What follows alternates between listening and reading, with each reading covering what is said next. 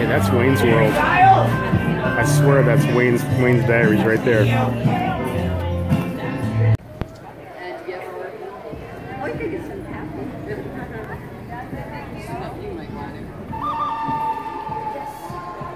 I keep seeing this guy from YouTube. Isn't that Wayne's Diaries?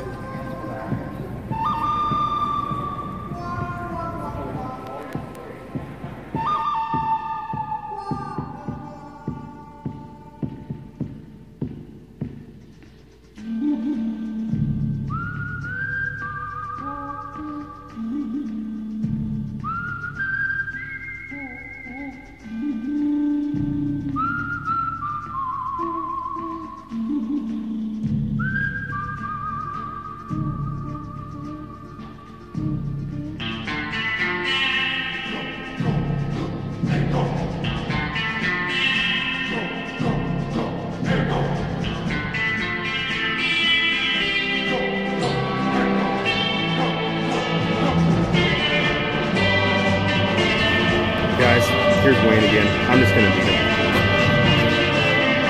Hey, excuse me, sir. Are you Wayne from Wayne's World, Wayne's Diaries? I ain't got time for that right now. Wait, I just wanted to ask you a few questions. I ain't got time for that. Are you the guy on YouTube? No. What? I bought your shirt. Wayne, I bought your shirt.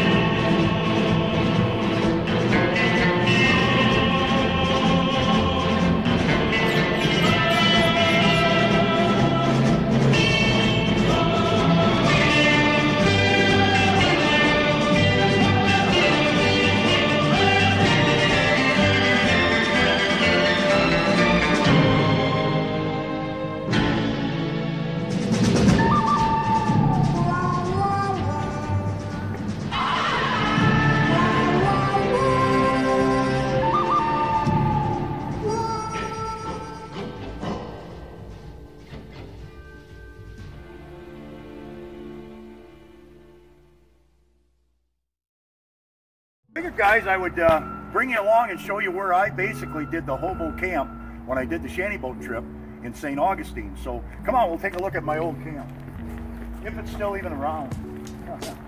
It kind of brings back some very cool memories, because I really did have kind of a cool winter when I spent it here. You know, I'd come in and out of here with the chickens and the dog, and nobody bothered me, and it was just really nice. This is after you sold the shanty boat, right? Yeah, and I walked across Florida and got over here. And this was all chained off. It was actually blocked off. And then all this construction over here was not here. So this property was private, and it probably has gotten sold, maybe, is the only thing I can think of. Nice piece of property, and right close to town, too. It's a really cool piece of property. And where I was, it kind of growed up a little bit. I mean, it's hard to believe it's been like 8-9 years.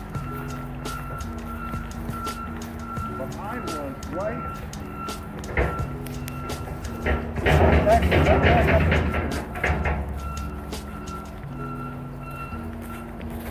I was basically right in here. I had my tent set up, and all this stuff. I cleared any of the other old hobo stuff, but I had this all cleared out. I had my tent laying in here. I had all the fronds. I cut them down, made a nice, teepee. I had my door out there so I could see if anybody was coming in. The chickens kind of I let them just run because they stayed right here. I had water right here so I could kind of grab some water, wash hands or something like that. You take a bath in there maybe? Or? I never did, but I did bucket bath. As I came out of my camp and then headed down into town, this was probably almost my everyday walk, because it was just absolutely the most beautiful road in St. Augustine, in my opinion. I took a couple of nice photos down here, and if you can catch it, when there's no traffic or no cars, that makes a big difference. It's just an amazing picture, especially when the sun's out. We got an overcast day, but it's just a beautiful print. It's gorgeous.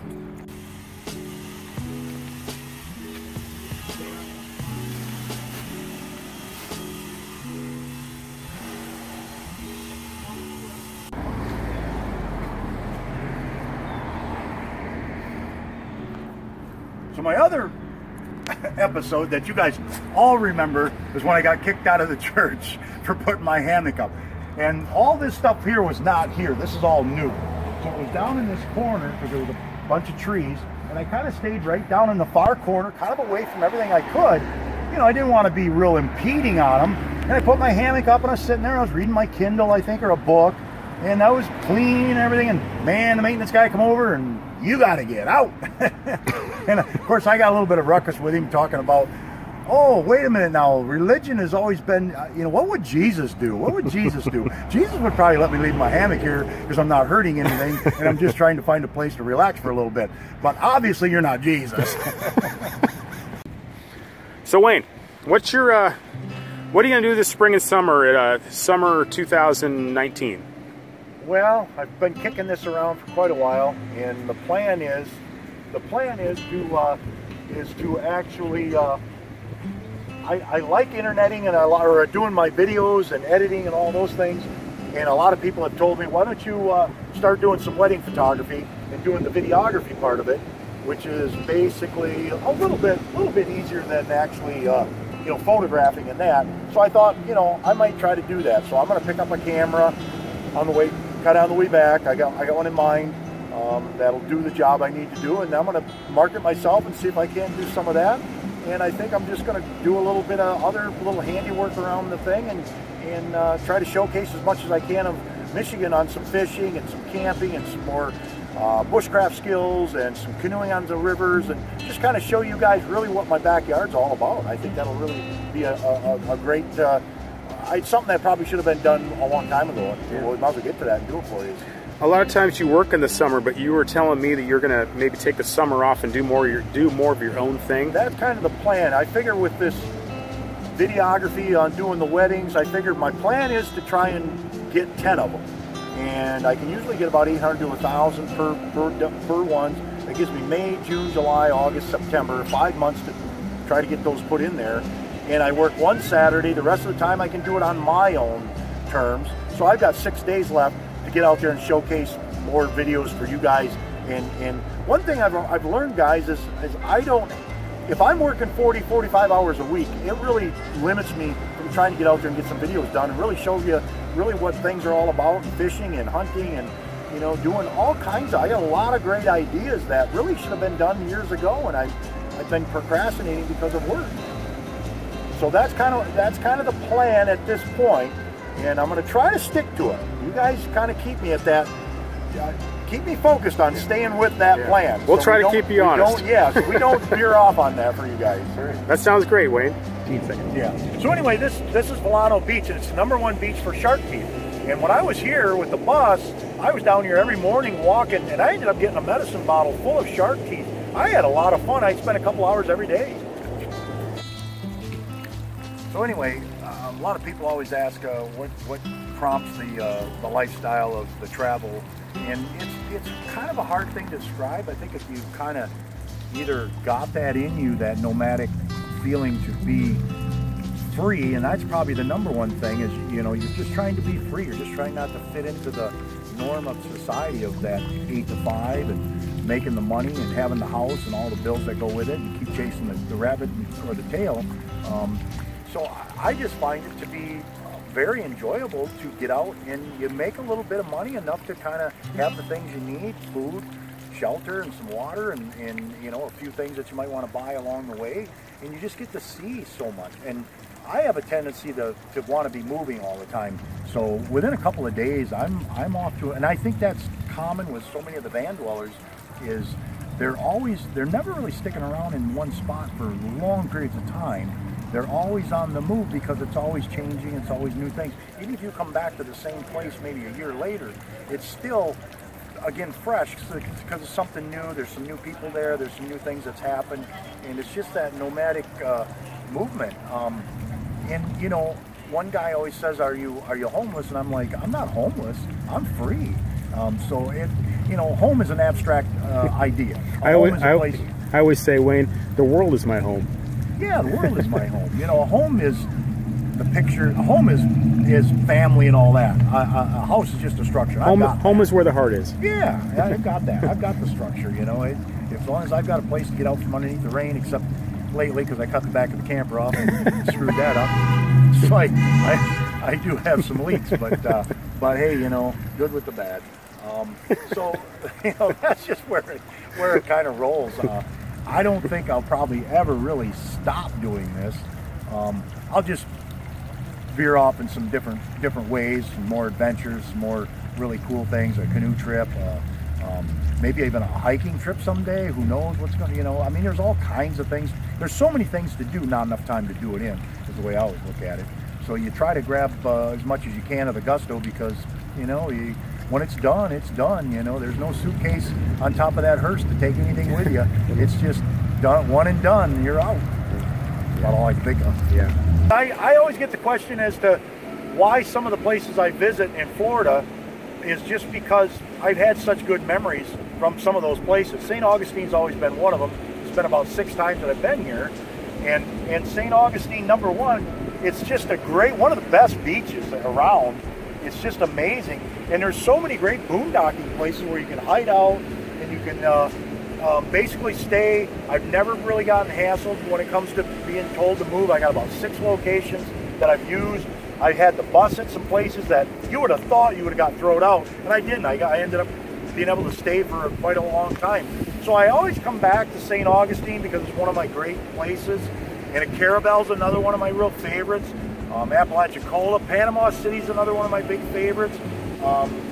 Venice Beach was kind of cool because of being there with the boat. I like Venice Beach. As for the rest of the East Coast down through here, Daytona and all those things, they're just a little too busy. The Keys have always been a cool place, but things change, you know. St. Augustine's not the way it used to be. The homeless is a little bit more around. People are tired of the homeless, so they're getting a little grumpier than they used to be because they've had to tolerate more than what I think they really wanted. The shop owners dealing with them. So St. Augustine's changed, and a couple of the people that I've talked to that I had met 8, 9 years ago when I first come through here is ready to sell and move on because of the change. I still find it to be a golden place. I would recommend it to anybody that's going to come down with a camper or a van dweller. It's just a great place. Last night we went and watched live music. It was completely amazing. Watched the Super Bowl. It was all workers. It wasn't tourists, which was nice. So we got a lot of fun, you know, frivolity back and forth. People, you know, talking. So it's just come here and spend one day, and you'll see why I come back to St. Augustine. It's just a really cool place.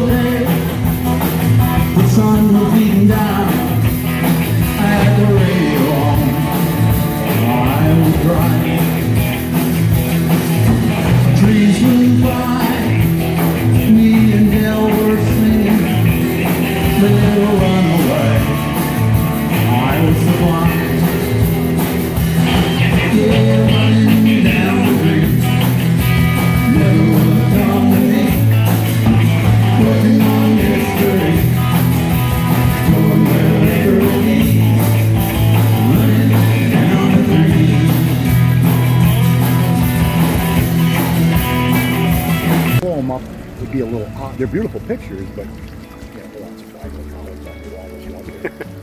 that's true. You want a degree from there, not the picture. Right, not the degree from there. Wayne, you've had a lot of jobs. I have had a ton of jobs. And it's probably my nomadic situation again. One time was, and it's in my bucket list of, because I got a couple books I would like to write, but I'm still making chapters and still turning pages, so there's no sense doing it at this point in time. But one of my books that I've always thought of doing was 50 at 50. I've had 50 jobs at my 50 years of age. Now I'm up to that. I'm up to about 57 jobs. And I know that sounds bad and it sounds a lot. But what I love about it is I've learned a little bit of stuff from each and every job, and I've got a chapter on each one of those jobs that's absolutely funny, humorous, and a lesson that was learned out of that, you know, of situation. So it would be a really cool book, and like I said, the title would be 50 and 50, the jobs I've encountered, or whatever, jobs in the United States, whatever. But I have had some of the most funny things happen in the jobs that I've had. Just really neat little scenarios that, you know, might be a 5-page chapter on each one, you know, or whatever. Tell me one that just pops to the top of your head. Well, the one that was, it's a little risque, but it was so funny. I was in Bozeman, Montana, and I worked one day. I worked in they called it the ski room. It was the boot room where we dried all the boots. We put them on the racks, and we help people get their boots on and their stuff, and kind of help them with get maybe some clothes on and chat with them, and then we'd ship out the skis and all that. Well, it was a very attractive lady came down, and she was going to put her boots on and get ready to go out. And she goes, "Would you help me put my boots on?" And I said, "Yeah, I'll help you with your boots." And she was probably 40-something.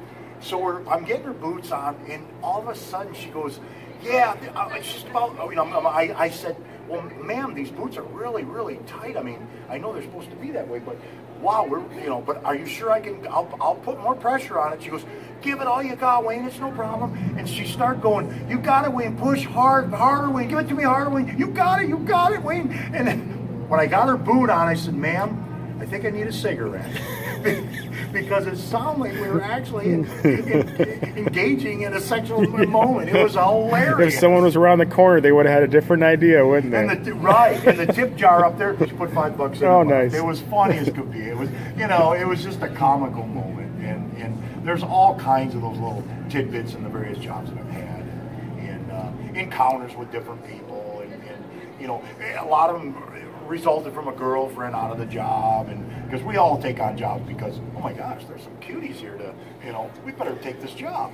When people ask me how I end up someplace, what brought you to Minnesota, what brought you to Michigan, I can always sum it up with, "Oh, a girl." Yeah, of course. Girl. That's the story of everything. I came here for a girl. Exactly. You know, I will, until I'm dead, I will always be looking for that great partner, female girl, to engage in my adventures, engage in my crazy antics. But you know, it is what it is. Yep. And it makes the world go round, and it's fun as can be.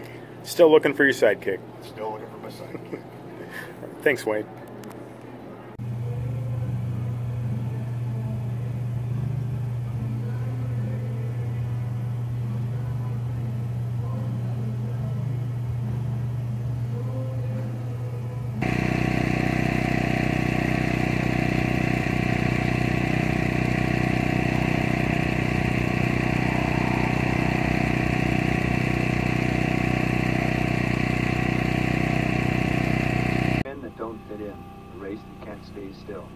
So they break the hearts of kith and kin, and they roam the world at will.